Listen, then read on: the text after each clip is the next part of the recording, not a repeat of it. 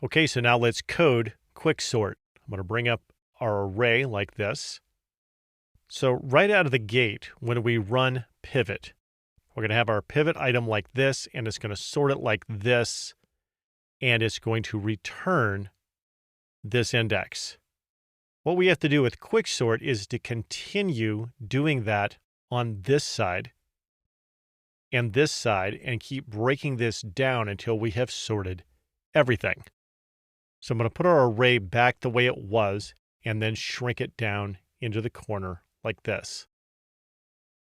So I'm going to bring the function in like this. Just like with pivot, you only have to pass it an array to begin with.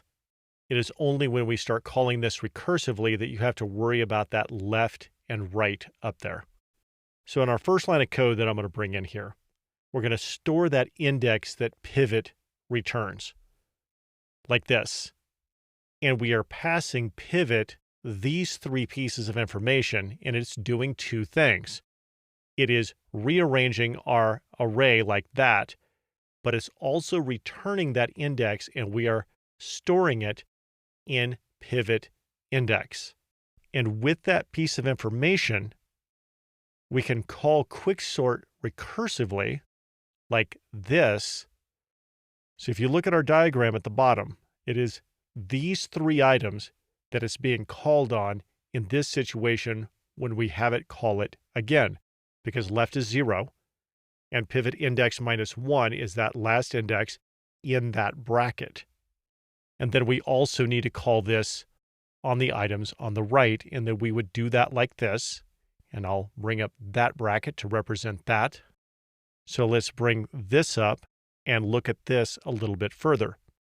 We're going to start on the left, and we're going to have our pivot, and that's going to be less than, and that's going to be greater than, and then we switch these two. And then we're going to call it again.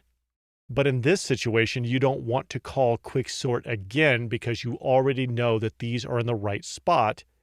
That's going to be our base case. And let's do this over here as well. That's going to be our pivot. That's greater than, and that's less than. We switch these, and then we switch these. And now we know that these two are in the right spot, so we don't want to call quicksort on these either. Also, that is our base case. So let's shrink this down. The thing that we need to do here is have some kind of if statement. So to make this work, we're going to need this if statement where we say left has to be less than right. So in what we just saw here, what was left and right were the same item because there was only one item left. And when that happens, we're not going to continue having quicksort call itself. And now once we get to that point, we can just return the array. So we'll look at this code in a moment, except we'll start with an array that looks like this. Okay, so let's flip over to DevTools.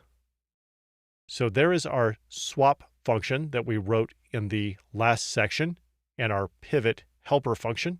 And I'm going to scroll up here. And there is quicksort. And we'll run it down here with that array.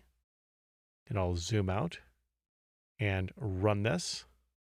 And there is our sorted array. And that is quicksort.